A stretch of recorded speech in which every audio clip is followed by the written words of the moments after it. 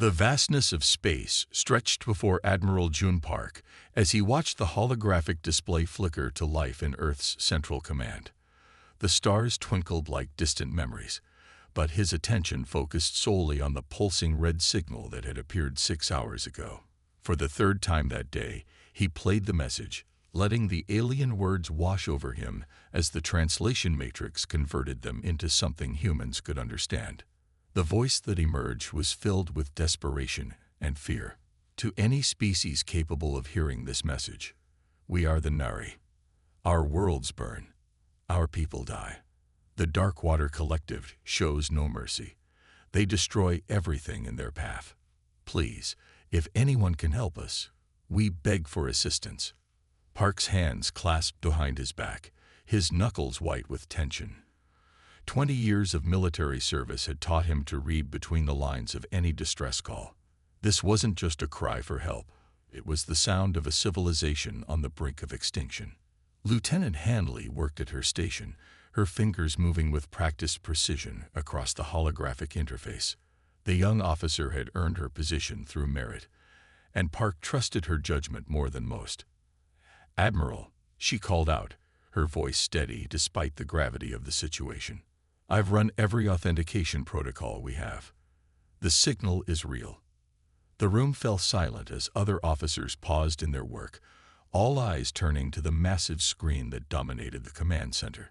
The signal's point of origin pulsed like a wounded heart on the star map, approximately 3,000 light-years from Earth in the Centauri arm of the galaxy.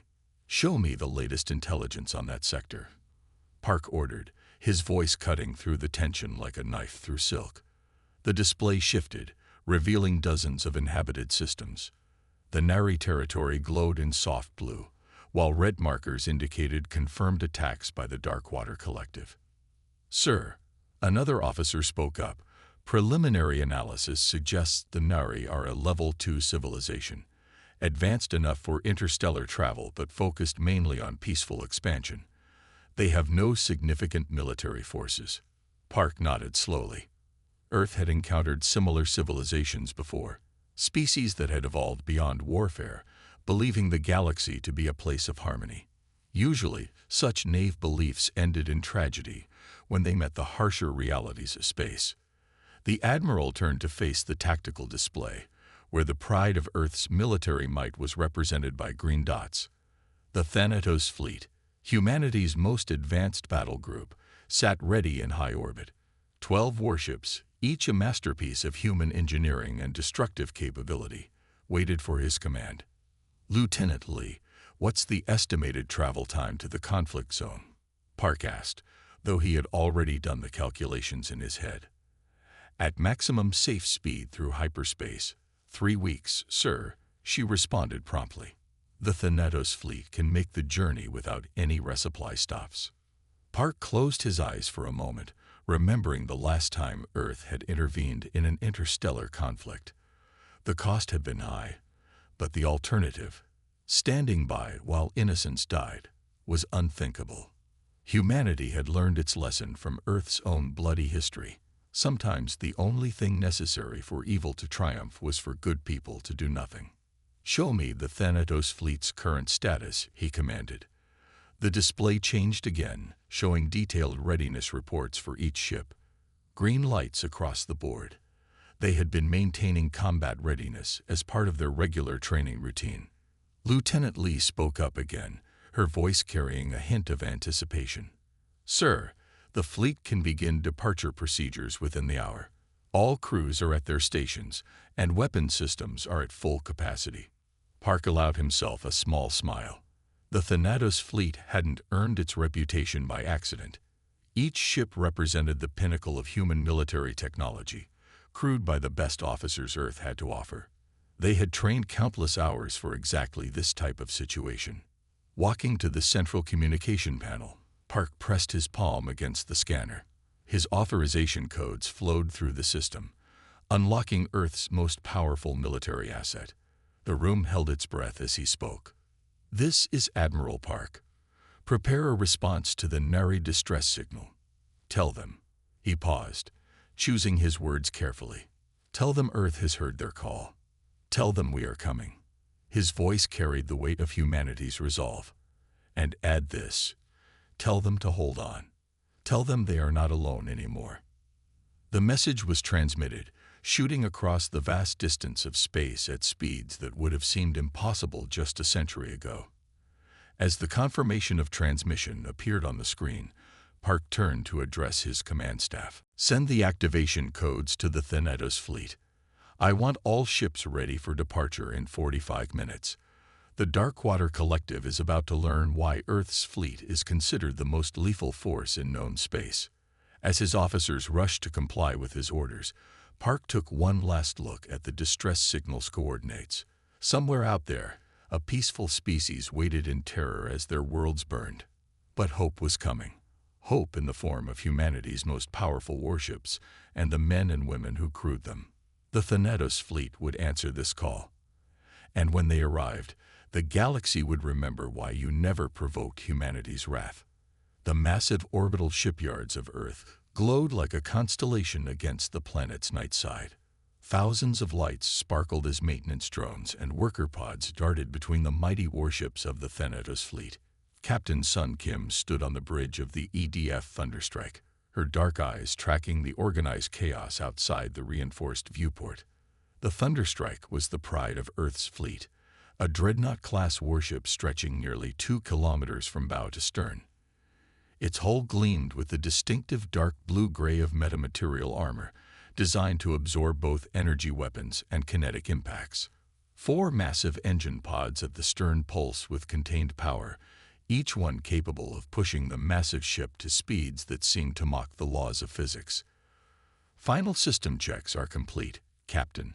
Commander Da Kang's voice carried across the bridge.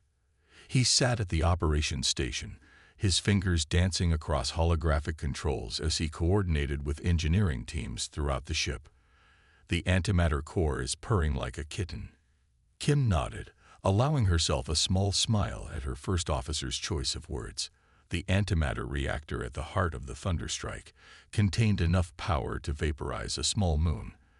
Yet Kang always spoke of it with casual familiarity. Status of the fleet.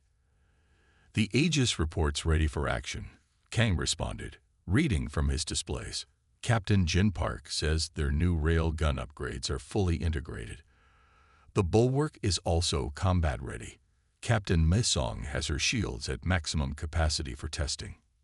Outside, support vessels continued their work, topping off fuel reserves and loading the last of the ammunition. The Thunderstrike's cavernous launch bays housed squadrons of strike fighters, each one a deadly combination of speed and firepower. Below decks, Marines ran final checks on their powered armor suits, preparing for any ground operations they might face. Engineering to bridge. A voice crackled over the intercom. The jump drive synchronization is complete. All ships are aligned and ready for coordinated faster-than-light travel. Kim walked to the central command platform, her boots clicking against the deck plates. The bridge crew worked with quiet efficiency around her. Each officer focused on their tasks. These were the best of the best, handpicked from Earth's military forces for this elite fleet. "Show me the fleet formation," she ordered. The main tactical display lit up, showing the positions of all 12 warships. The Thunderstrike took point position, with the destroyers Aegis and Bulwark forming up on her flanks. Behind them, the rest of the fleet arranged themselves in a 3-dimensional attack pattern that had been perfected through countless drills. Each ship in the fleet had its own specialty. The Aegis carried the most advanced targeting systems ever developed, capable of coordinating the fleet's fire for maximum effect. The Bulwark's shields could withstand the force of a small sun, making it the perfect defensive anchor. Other ships carried everything from electronic warfare suites to specialized boarding teams. Message from Earth Command. Lieutenant Yoon announced from the communications station. Admiral Park sends his regards and reminds us that the Nari are counting on our arrival.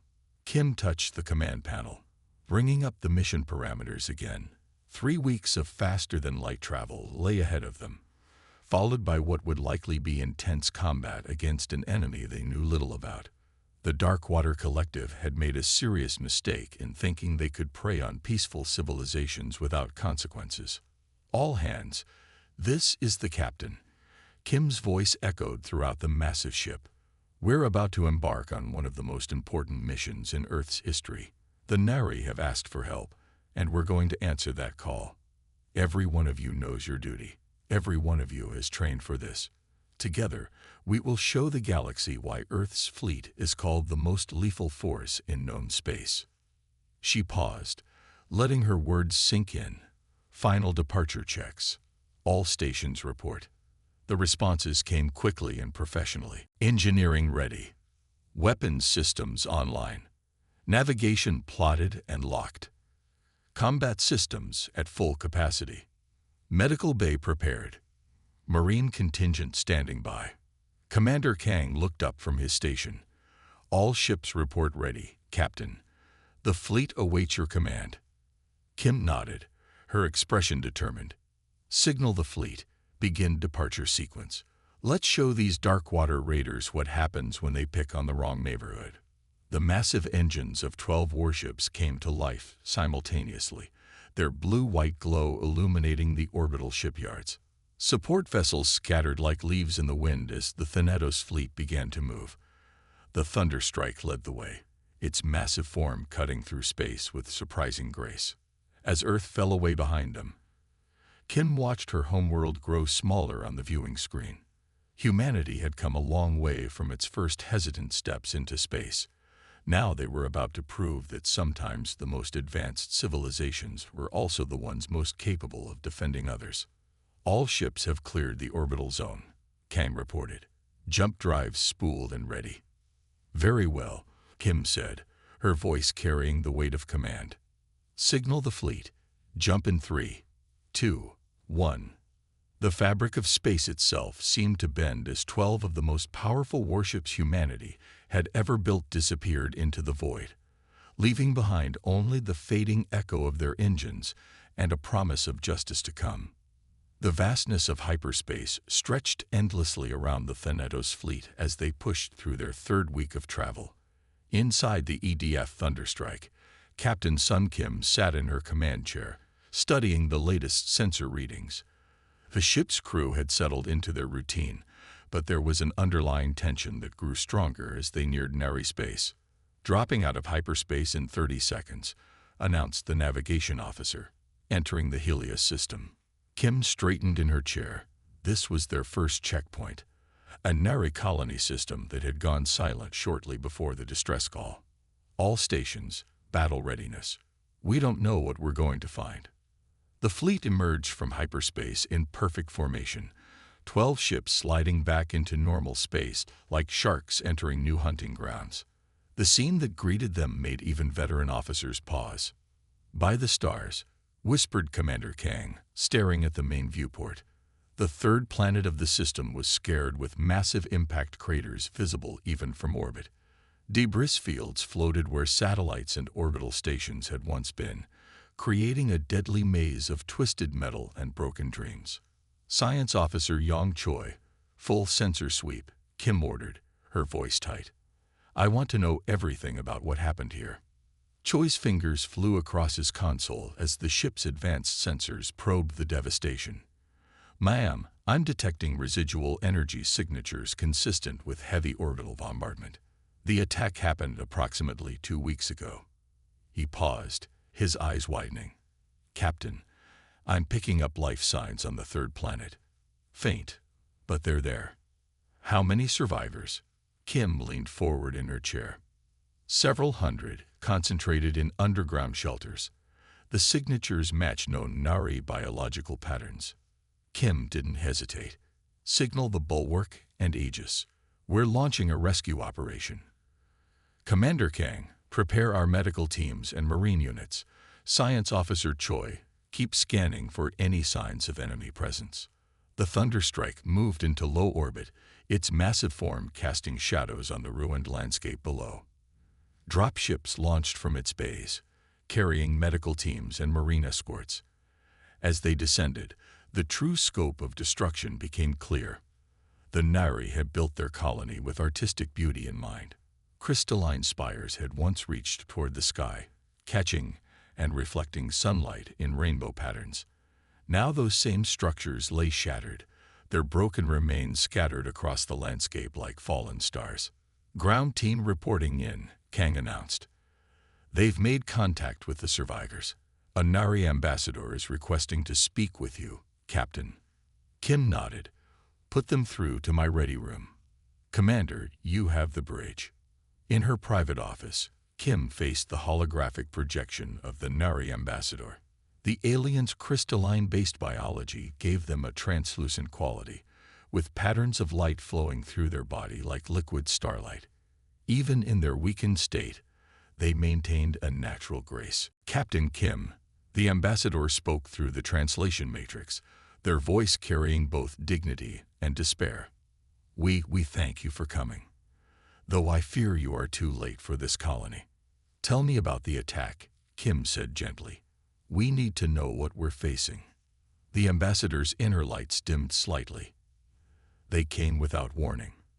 3 massive ships, black as the void between stars. Our sensors didn't detect them until they were already in orbit. The aliens' form shimmered with distress. We had no weapons, no defenses. We tried to surrender, to communicate. But their voice broke. They didn't even acknowledge our transmissions. Kim listened as the ambassador described the systematic destruction of their colony. The Darkwater Collective had started with orbital stations, then methodically destroyed every major structure on the surface. They had only stopped when they believed nothing of value remained. "The underground shelters," the ambassador continued, "they were meant for natural disasters. We never imagined we would need them for this. Most of our people couldn't reach them in time." "We'll evacuate the survivors," Kim assured them.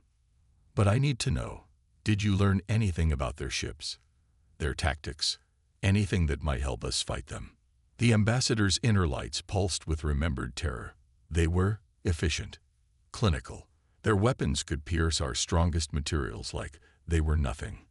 And their ships, they seemed to absorb our scans, like holes in space itself. As the ambassador spoke, data from the ground teams continued to flow in. The Marine units had found defensive positions around the shelter entrances, while medical teams worked to treat the injured. The survivors would be distributed among the fleet's ships, their homes now nothing but rubble and memories. Kim's jaw tightened as she studied the destruction reports.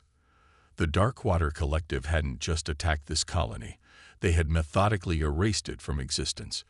This wasn't war. This was extinction.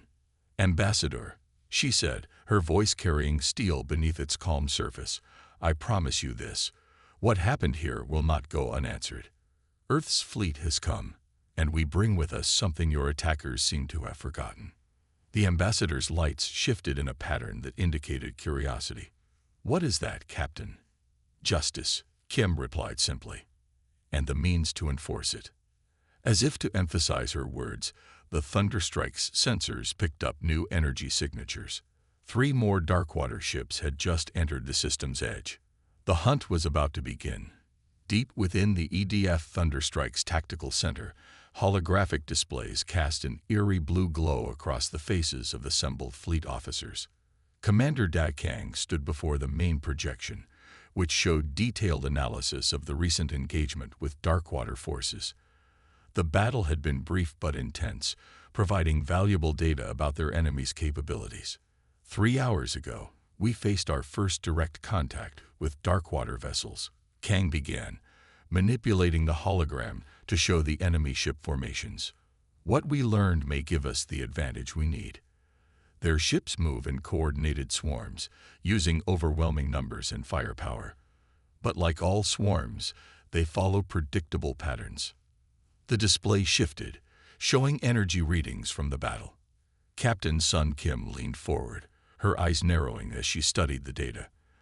The Darkwater ships had proven formidable, their black hulls seeming to swallow both light and sensor scans. But they weren't invincible. "Look here," Kang highlighted a sequence of maneuvers. "When we damaged the lead ship, the others adjusted their formation in exactly the same way every time. It's not just tactical doctrine, it's programming. They rely heavily on automated response systems. Lieutenant Hanley spoke up from her station, where she had been comparing the battle data with Earth's historical naval records. "Sir, their behavior reminds me of World War II submarine warfare, but in reverse. They hunt like wolf packs, expecting their prey to flee or fight conventionally." The tactical display changed again, showing the debris field where they had encountered the Nari survivors. Lee stood and walked to the projection, her movements quick with excitement. "We can use this against them. The Darkwater ships depend on active sensors, broadcasting their presence like searchlights in the dark. But our ships have something they don't expect: true stealth capabilities." Captain Kim nodded slowly, beginning to see where this was going. "You're suggesting we turn their hunting grounds into our killing fields?" "Exactly," Lee confirmed. "Our antimatter cores can run in low-power mode, making us nearly invisible to sensors. The debris fields from their attacks provide perfect cover. We become the submarines, hiding in the space equivalent of thermal layers and shadow zones." Commander Kang added his own analysis. "The Darkwater ships are powerful, but they're predictable. They enter systems in standard search patterns, looking for targets that will either run or fight head-on. They don't expect anyone to hide and ambush them." The room filled with murmurs as other officers began to see the potential. Earth's fleet had always emphasized flexibility and adaptability over rigid doctrine. Now those traits might prove decisive. "What about their stealth technology?" asked another officer. "Their hulls seem to absorb our scans." "That's their weakness," Lee explained, pulling up detailed sensor readings. "Their absorption technology works against active scanning, but it creates a distinct void in background radiation. If we recalibrate our passive sensors to look for these holes in space, we can track them without revealing our own position." Captain Kim stood, walking to the tactical display. "Show me the proposed attack pattern." A hologram shifted again, displaying a complex three-dimensional battle plan. The Thanatos fleet would split into smaller groups, hiding among the debris fields that marked Darkwater attack sites. When enemy ships arrived to attack new targets, they would find themselves surrounded by hidden predators. "We'll need perfect coordination," Kang warned. "Once we start this, there's no room for error. Every ship will have to act independently while maintaining strict emissions control." "Can we maintain fleet communications under those conditions?" Kim asked, though she already suspected the answer. Lee smiled slightly. "We've modified our quantum entanglement arrays for ultra-low power transmission. They can't detect what isn't there." The pieces were falling into place. Earth's fleet had always been built around the principle of adaptability. Their ships carried more backup systems, more redundancies, and more tactical options than any other known fleet. Now they would use that flexibility to turn the hunters into the hunted. "What about the Nari?" someone asked.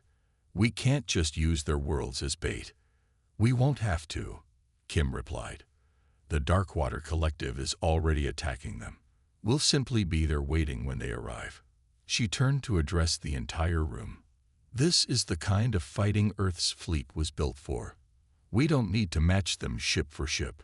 We just need to be smarter, more adaptable, and more determined." The tactical display showed their first target, a Nari system that intelligence suggested would be hit next. The plan called for the Thanatos fleet to arrive first, hiding their ships throughout the system. They would power down to minimal levels, becoming invisible predators waiting for their prey. "Begin fleet-wide preparations," Kim ordered. "I want every ship drilled in emissions control protocols. We'll run silent running exercises until every crew member can do their job blindfolded if necessary." Commander Kang nodded sharply. "I'll coordinate with engineering teams to optimize our power systems for stealth operations." "Lieutenant Lee," Kim continued, "work with tactical officers across the fleet. I want detailed response plans for every possible scenario. When we spring this trap, I want it to be perfect." The assembled officers dispersed to their tasks, each understanding the importance of their role. They were about to turn space warfare on its head, using centuries-old naval tactics in a completely new way. As the room cleared, Kim stood alone before the tactical display, watching the simulation of their planned ambush play out. The Darkwater Collective had made a critical mistake in their calculations. They had assumed that having the most powerful ships made them invincible. They were about to learn why Earth's fleet had earned its reputation. Sometimes the deadliest predator was the one you never saw coming. The Proxima Nari system hung silently in space, its twin suns casting long shadows through the debris field that had once been a thriving mining operation. For 3 days, the Thanatos fleet had waited, their ships powered down to bare minimum, scattered through the system like silent hunters. Captain Sun Kim stood motionless on the Thunderstrike's darkened bridge, watching her tactical display through night vision goggles. "Contact," whispered Lieutenant Lee through the secure quantum channel. "Multiple signatures entering the system. Darkwater formation confirmed." Kim's heart rate quickened, but her voice remained steady. "All ships maintain emissions control. Let them come to us." The enemy fleet emerged from hyperspace in their standard attack pattern. 32 vessels arranged in a 3-dimensional arrow formation. Their black hulls seemed to drink in the starlight, moving with the confidence of predators who had never known fear. "They're launching scanning pulses," Commander Kang reported softly. "Our countermeasures are holding. They see only what we want them to see." The Darkwater fleet moved deeper into the system, their active sensors probing for targets. They passed within kilometers of hidden Earth vessels, never detecting the powered-down warships lurking in the shadow of debris fields. Kim watched as the enemy ships reached the optimal position. Years of training had prepared her for this moment. Her finger hovered over the command interface. "All ships, prepare to execute Operation Thunderclap on my mark." Across the fleet, weapon systems silently powered up. Rail guns loaded with hypervelocity rounds. Plasma capacitors charged. Targeting computers marked their prey. 3, 2, 1. Kim's voice was barely a whisper. "Execute." The Thanatos fleet erupted from hiding like wolves springing from shadows. Before the Darkwater ships could react, the space around them exploded with human firepower. The Thunderstrike's main guns opened up first, massive rail guns accelerating tungsten rounds to relativistic speeds. The projectiles struck their targets with devastating precision, punching through the supposedly impenetrable black hulls. "Multiple direct hits," Kang called out, his voice rising with excitement. Enemy shields failing on 6 vessels. The Aegis and Bulwark struck next, their coordinated attack shredding through the enemy's flanks. Plasma lances, concentrated beams of superheated matter, cut through space like burning swords, slicing Darkwater ships into pieces. "They're trying to reorganize," Lee reported, watching the enemy formation scatter. "Standard response pattern detected. Just as we predicted." Kim allowed herself a grim smile. "Spring the second trap. All ships execute pattern Delta." The scattered Earth vessels moved with perfect coordination, their practiced maneuvers herding the panicked enemy fleet into a killing zone. The Darkwater ships, programmed to expect certain types of resistance, found their tactical algorithms failing against an enemy that refused to fight by the rules. "Sir," Lee's voice carried alarm. 3 enemy vessels attempting to power up their hyperdrives. "Not today," Kim responded. "Activate gravity wells." Hidden generators came online, creating localized distortions in spacetime that made faster-than-light travel impossible. The Darkwater ships were trapped, forced to fight on human terms. The space battle devolved into chaos, but it was a chaos that favored the human fleet. Earth's ships moved with individual initiative, each captain making split-second decisions while maintaining perfect coordination with their allies. The Darkwater vessels, relying on programmed responses, couldn't adapt fast enough. "Enemy losing coherent formation," Kang reported with satisfaction. 14 ships confirmed destroyed, 8 more heavily damaged. The Thunderstrike shuddered as a desperate enemy counterattack struck its shields. Kim held her ground, watching as her ship's point defense systems shredded the incoming missiles. "Focus fire on their command ship. Let's end this." The pride of Earth's fleet turned its full arsenal on the largest darkwater vessel. Rail guns hammered its shields while plasma beams searched for weaknesses. The black ship tried to evade, but found itself caught in a crossfire from 3 different directions. "Their hull is breaching," Lee announced. Internal explosions detected. The Darkwater command ship broke apart in a spectacular series of explosions, its destruction visible even through its light-absorbing hull. The remaining enemy vessels, suddenly cut off from central control, fell into disarray. "All ships, close the net," Kim ordered. "No survivors. We can't let them warn the others." The Thanatos fleet moved with lethal precision, methodically destroying the remaining Darkwater vessels. The enemy ships, designed to be unstoppable juggernauts, found themselves being picked apart by an opponent that had turned their own tactics against them. When the last explosion faded, the system fell silent once more. The debris of 32 Darkwater ships joined the existing field of wreckage, a testament to humanity's martial prowess. "Damage report," Kim called out, finally allowing herself to relax slightly. "Minor shield damage on 3 ships," Kang responded. "No casualties.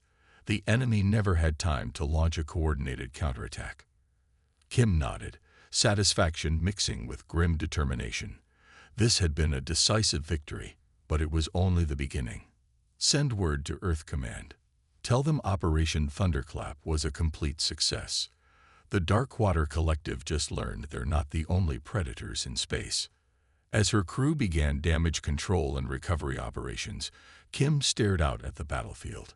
The Thanatos fleet had just proven why Earth was considered the most formidable military power in known space, not through brute force or overwhelming numbers, but through strategy, adaptability, and the unique human combination of individual initiative and coordinated action. The hunt for the Darkwater Collective had begun in earnest, and humanity was coming for them. Captain Mai Song stood on the bridge of the bulwark, watching as another group of Nari engineers absorbed human military knowledge with their characteristic quick understanding. 3 months of constant warfare had transformed both the hunters and the hunted. The Nari homeworld hung in space before them, its crystalline cities now protected by shield generators and defense platforms built with Earth's guidance. "Their learning curve is remarkable," Commander Kang observed, having transferred temporarily to the bulwark to oversee the defense training. "They've mastered basic military theory faster than we expected." The Nari, with their crystalline biology, processed information differently than humans. What might take years to learn, they could absorb in weeks. Their peaceful nature had made them vulnerable, but with proper training, they were becoming formidable defenders. "Incoming contact." The sensor officer's voice cut through the quiet bridge. "Darkwater signatures detected at system edge." Song's response was immediate. "Battle stations. Alert the Nari defense grid. Show me what they've learned." The bulwark's crew moved with practiced efficiency as newly installed defense platforms around the Nari homeworld powered up. This would be the 6th attempted attack on the planet in 3 months. The previous 5 had ended in Darkwater defeats. "Enemy fleet composition: 15 vessels," reported the tactical officer. "Smaller than their last attack. They're learning caution." Song allowed herself a small smile. The Darkwater Collective had lost over 200 ships to the Thanatos fleet's campaign. Each defeat taught them fear, a sensation they had never experienced before encountering humanity. "Nari defensive grid is online," Kang announced. "Their targeting systems are synchronized with ours, just like we taught them." The Darkwater ships approached in a new formation, tighter, more defensive. They had learned to fear human ambushes. But this time, Song had something different planned. "Signal the Nari controllers," she ordered. "Execute defense pattern Echo." The crystalline defense platforms around the planet began to move, rearranging themselves in a complex 3-dimensional grid. The pattern looked chaotic, but Song knew better. 3 months of training had taught the Nari the art of strategic deception. "Enemy fleet is responding," Tactical reported. "They're splitting their formation to counter our apparent weaknesses." "Perfect," Song whispered. Spring the trap. The seemingly random arrangement of defense platforms suddenly made sense as they caught the Darkwater ships in interlocking fields of fire. Plasma beams crossed space in brilliant arrays, while rail gun batteries opened up from precisely calculated angles. 4 enemy ships destroyed in initial volley, Kang reported with satisfaction. The Nari gunners are hitting their targets exactly as practiced. The Darkwater fleet tried to regroup, but found themselves caught in a carefully planned kill zone. The bulwark added its considerable firepower to the battle, its advanced weapons complementing the Nari defenses perfectly. Enemy attempting to launch boarding pods toward the defense platforms, warned the sensor officer. Song nodded. This too had been anticipated. Activate the close-in defense systems. Smaller weapons emerged from the defense platforms, designed specifically to counter boarding attempts. The Nari had taken human point defense concepts and improved them, adding their own crystalline technology to create more efficient targeting systems. The battle lasted less than 20 minutes. When it ended, the Darkwater fleet was in ruins, their remaining ships fleeing into hyperspace. Not a single enemy vessel had reached the planet's inner defense perimeter. Damage report from the Nari defense grid. Song asked. Minor damage to 3 platforms, Kang replied. Already being repaired. Their crystalline technology allows for remarkably fast self-repair when properly designed. Song watched as Nari repair ships moved to assist the damaged platforms. In 3 months, they had transformed from helpless victims into capable defenders. The Thanatos fleet had not just protected them, it had taught them to protect themselves. Send the battle data to the other Nari colonies, she ordered. Let them see what their homeworld can do now. Fear spreads among our enemies, but hope spreads faster among our allies. Across Nari space, similar scenes were playing out. The Thanatos fleet had split into task forces, each protecting key systems while training local defenders. Commander Kang's tactical innovations had proven especially valuable, allowing the Nari to adapt human military concepts to their unique technology. Message from the Nari High Council, her communications officer announced. They're expressing their gratitude for the successful defense. Song shook her head slightly. Tell them this victory belongs to them. We showed them the way, but they walked the path themselves. As repair operations continued around them, Song reflected on the transformation she had witnessed. The Nari were still fundamentally peaceful, but they had learned that peace sometimes required strength to maintain. They had taken humanity's martial knowledge and made it their own, adding their distinctive artistic flair even to their weapons of war. Commander Kang, she said, turning to her colleague, prepare the next phase of training. The Darkwater Collective is learning to fear defensive actions. Soon we'll teach the Nari how to take the fight to them. Kang nodded, already pulling up tactical simulations. The long campaign had proven that humanity's greatest weapon wasn't its advanced technology or powerful ships. It was the ability to share knowledge, to teach others to defend themselves. The tide of war had turned, not through overwhelming force, but through the patient application of human military experience combined with Nari determination. The Darkwater Collective had sought to prey on peaceful species, never imagining that their victims could learn to bite back. As the bulwark maintained its protective orbit, Song allowed herself to feel pride, not just in her ship's accomplishments, but in what they had helped the Nari become. The galaxy was learning that humanity's greatest strength lay not in conquest, but in teaching others to stand strong. The long campaign continued, but its outcome was no longer in doubt. The hunters had become the hunted, and peace would return to Nari space, this time protected by those who had learned to defend it. The heart of Darkwater space loomed before them, a massive black hole surrounded by heavily fortified worlds. The combined fleet of Earth and Nari vessels hung in formation, the largest military force ever assembled in this sector of space. Admiral Jun Park stood on the bridge of the rebuilt Thunderstrike, surveying the enemy's last stronghold. All ships report ready, Captain Sun Kim announced from her station. The fleet had grown far beyond its original 12 vessels. Alongside the remaining Thanatos ships flew hundreds of Nari vessels, their crystalline hulls reflecting starlight like diamonds in space. "The enemy has nowhere left to run," Commander Kang reported, studying tactical displays. "This is their last refuge. All their remaining forces are gathered here." Park nodded slowly.